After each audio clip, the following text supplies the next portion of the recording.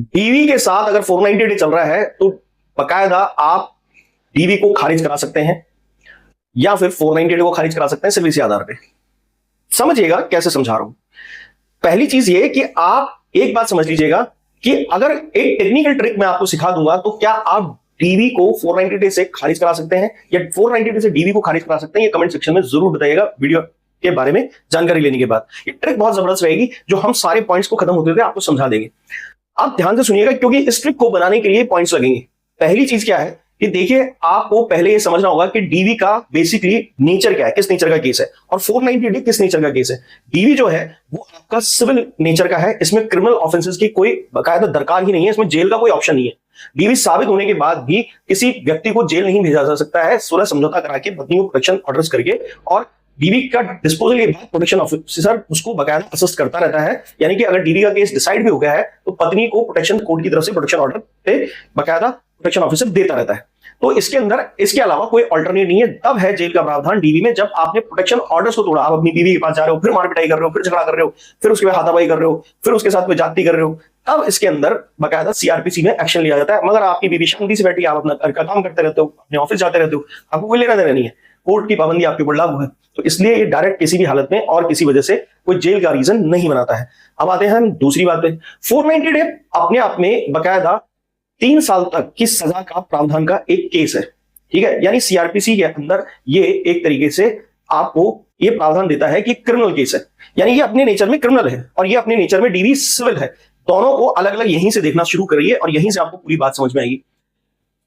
बकायदा 490 डे में इस बात का भी प्रावधान है कि अगर वाकई में कोई ऐसी गलत और हीनियस क्राइम की कंडीशन दिख जाती है तो फिर नॉन बेलेबल वारंट होगा, वरना वैसे इसके अंदर भी आपको बेल वगैरह मिल जाती है और बाकी सारी चीजें अगर जरूरत नहीं है, झूठा ही केस लगा तो बेल वगैरह लेने की जगह उसे आप खारिज भी करा सकते हैं। पर डीवी के अंदर ना कोई बेल कराने की जरूरत है, ना कोई और व्यवस्था होती है। यहां तक कि मैंने ये देखा है कई जगह पे ये कल्चर है कई स्टेट्स में कि कोर्ट मेंटेनेंस के अंदर नॉन बेलेबल वारंट निकाल देते हैं रिकवरी के लिए, और ऐसी सूरत के अंदर वो भी क्लैश हो सकता है। डीवी के अंदर असल में होता क्या है, सिविल हो गया नेचर में, क्रिमिनल से डिफरेंशिएट करता है 490 डेज से।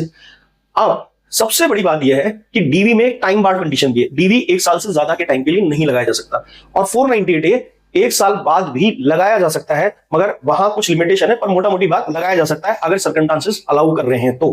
वरना 490 डे तो और उल्टा भी जा सकता है कि 1 दिन बाद भी नहीं लगाया जा सकता, पर मोटा मोटी मान लीजिए सर्कमस्टांसेस अगर बन रहे हैं तो फिर 490 डे लगाया जा सकता है। डीवी को कभी भी नहीं लगाया जा सकता।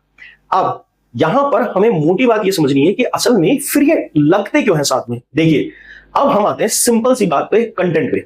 जब कोई केस सिविल नेचर का है तो डीवी इस बात की रिस्ट्रिक्शन लगाता है, 490 के लिए स्पेशली लगाता है, डीवी के सेक्शंस में लिखी हुई ये बात कि अगर 498 की जरूरत है तो पत्नी को डीवी में लिखकर देना होगा कि हाँ मैं चाहती हूं क्रिमिनल केस लगाना। डीवी इस बात की रोक नहीं लगाता है कि मत लगाइए, पर डीवी इस बात की रोक लगाता है कि अगर आपने डीवी के अलावा 490 डे लगाना है तो आपको बताना पड़ेगा, वरना हम डीवी के अंदर ही आपको सिविल रेमेडी देके बात खत्म कर देंगे। आपको ये बताना पड़ेगा कि आप क्रिमिनल रेमेडी भी चाहते हैं, तो वहां से ही इनिशिएट करके आपकी एफआईआर लॉन्च कराई जाएगी और बकायदा दोनों केसेस अलग अलग चलेंगे। यानी कि दोनों केसेस एक डेट पर एक साथ सुनवाई पर नहीं आ सकते हैं, क्योंकि एक का नेचर अलग है क्रिमिनल और एक का नेचर सिविल है। अब सिंपल सी बात समझिए, असल में डीवी के अंदर क्रिमिनल होने की वजह से कंटेंट का भी होना जरूरी है। यानी कि दहेज की बात, ग्रेव इंजरीज की बात, की जान से मारने की कोशिश की, जलाने की कोशिश की, जहर देने की कोशिश की, मार पिटाई करके सर फोड़ दिया, मैं जान बचाकर भागी हूं, मेरी जान पे बनाई थी, ये डीवी का कंटेंट नहीं हो सकता है। डीवी का कंटेंट होता है लपड़ थप्पड़ मारे, मतलब यानी कल ही लड़ाई हुई आज डीवी लगा दो, पर 490 डे में नहीं होता। ये 490 डे इमीडिएट रेमेडीज के लिए नहीं है, 490 डे में कोई रिलीफ नहीं है, ये बकायदा डेली होने वाली प्रताड़ना के लिए है। इसीलिए कल अगर आपने अपनी बीवी को मारा है और उसने जाके पुलिस में एफआईआर करा दी है तो इस आधार पर 490 डे खारिज किया जा सकता है। पर अगर कल आपने अपनी बीवी को मारा है और सुबह जाके उसने प्रोटेक्शन ऑर्डर्स करवा दिए हैं पास, तो डीवी आपके खिलाफ चलेगा। यानी डीवी 1 दिन की मारपिटाई, 1 दिन के अत्याचार के ऊपर चल सकता है, पर 490 डे किसी की जीवन की क्षति तक जाने वाले अपराध के लिए है कि कोई इंसान अपनी जीवन की क्षति करने की या संभावना व्यक्त कर रहा है कि मेरी जीवन की क्षति हो सकती है, तो ही उस सूरत में चलाया जाएगा। यानी कि दहेज के लेन देन, मारपिटाई और ऐसे हीनियस डिस्कशंस को बकायदा डीवी में डिस्कस नहीं किया जाता। वहां सिर्फ सिविल रेमेडीज दी जा सकती है। पति दवाई नहीं दिलाता है, घर के खर्चे नहीं चलाता है, बच्चों की फीस नहीं देता है, मेरे साथ जो है मारपिटाई करता है, शराब पीकर उधम मचाता है, इन सब का सोल्यूशन किसके अंदर है? डीवी में। और 490 डे में सोल्यूशन है किसी चीज की डिमांड के लिए की गई क्रूरता। यानी डेली रोज जो लड़ाई झगड़े होते हैं, कोई डिमांड नहीं है, कोई बस ऐसे पति आया, जरा सी बात पे गुस्सा आ गया, कभी खाने की बात पे मार दिया, कभी कपड़े धोने की बात पे मार दिया, कभी कोई प्रेस तैयार करने की बात पे मार दिया, कभी कोई और काम नहीं किया तो उसकी वजह से मार दिया। ये है डीवी। 498 का इससे कोई लेना देना नहीं है। वो तो कहता है कि आपके साथ डिमांड करते वक्त कोई क्रूअल्टी हुई है, आपसे कुछ मांगते हुए आपको तड़पाया गया है, वरना आप सीआरपीसी के किसी और सेक्शन में चले जाइए, पर डीवी मत बताइए। यानी डीवी इस बात को अलाउ नहीं करता है, कंटेंट भी यहां रिस्पॉन्सिबिलिटी लेता है। अब मजे की बात सुनिए, इधर की एफआईआर उसका कॉपी पेस्ट चिपकाया डीवी के अंदर और ये भी डीवी चालू हो गया। इस तरह से की गई डीवी को ही खारिज कराया जाना जरूरी है। यही आपके अब आने वाली ट्रिक का हिस्सा होगा। अब दोस्तों हम आपको यह जरूर बताएंगे कि आपको लीगली अवेयरनेस प्रोग्राम में जुड़ने के फायदे कितने हैं। अगर आप इस वक्त किसी कानूनी समस्या में हैं तो पहले अपॉइंटमेंट बुक करके बात कर लीजिए। फिर भी आपको लगता है कि मैं डिटेल में कोई चीज आपसे समझना चाहता हूं तो हमारे कोर्सेज ज्वाइन कीजिए। इस तरह की वेल डिफाइंड और डीप नॉलेज ही हम अपने कोर्सेज में देते हैं और इससे ज्यादा देते हैं।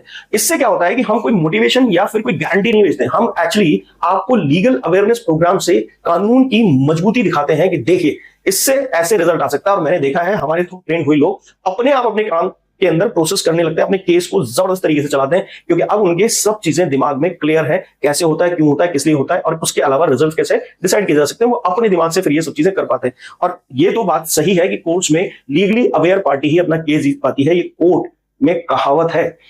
तो आप भी अगर इस प्रोग्राम का हिस्सा होना चाहते हैं तो फिर यहाँ व्हाट्सएप नंबर पर अपॉइंटमेंट हो या कोर्स, उसके लिए हमारी वेबसाइट का एड्रेस ले सकते हैं या डायरेक्ट legal.rz.com भी जा सकते हैं। डिस्क्रिप्शन बॉक्स में भी ये डिटेल्स दी हुई है, वहां से भी जाके ले सकते हैं।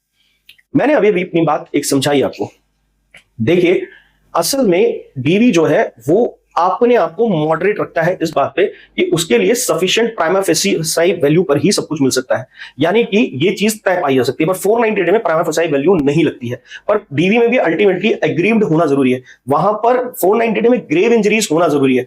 ये दोनों मिलकर ही इस चीज का कॉम्बिनेशन बनाते हैं। अब ट्रिक क्या है कि ये सब बातें तो ठीक है, बट डीवी के साथ 498 को फिर भी कैसे हटाएं? कंटेंट आपका आ गया, पहले आपने कंटेंट उठाया, कंटेंट को डिफरेंशिएट किया।